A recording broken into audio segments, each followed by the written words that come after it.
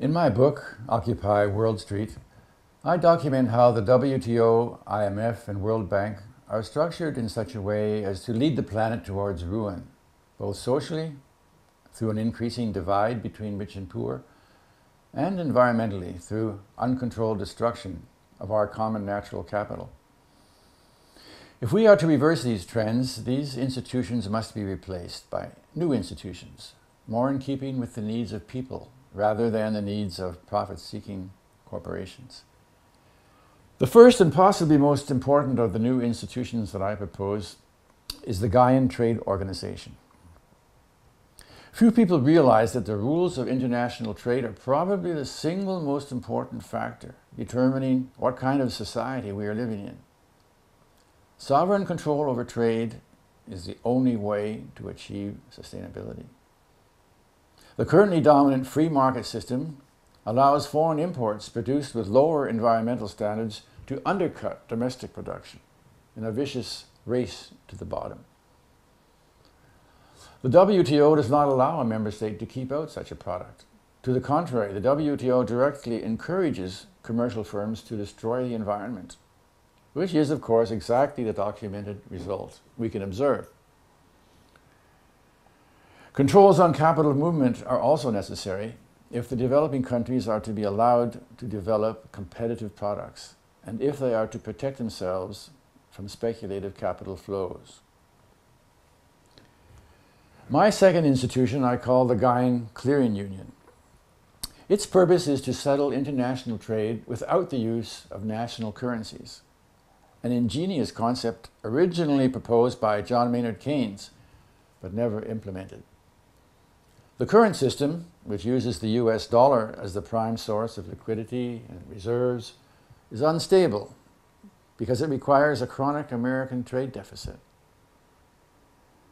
The introduction of capital controls, combined with the establishment of the Gaian Clearing Union, will free up almost half of all the currency reserves, which are currently being used to finance trade and to protect against currency speculation.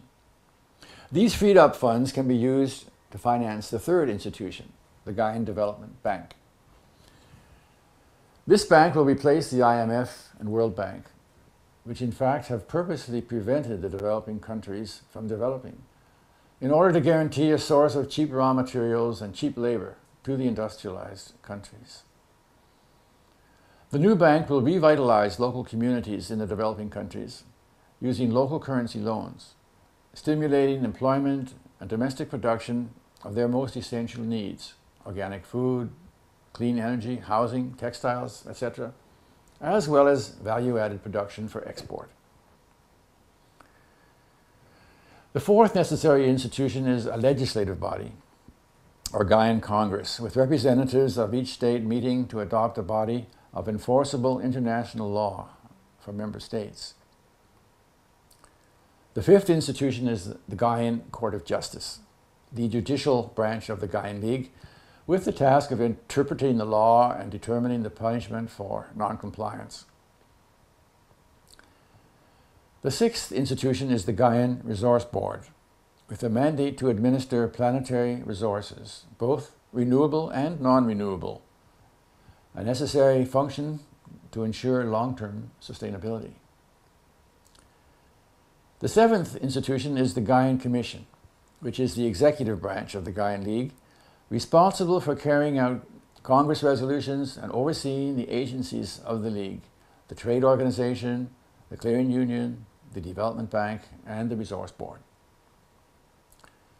The eighth and final institution, the Gaian Council, is a small elected council of wise elders, having the power to overrule or invalidate any Congress resolution that is not deemed to be in the long-term interest of the planet. To summarize, our current international institutions are a direct barrier to the establishment of a sustainable and just future. They all have to go. The new institutions which I propose can provide a political and economic framework that can enable us to put the entire planet back on course toward a sustainable and just future that will work for everyone.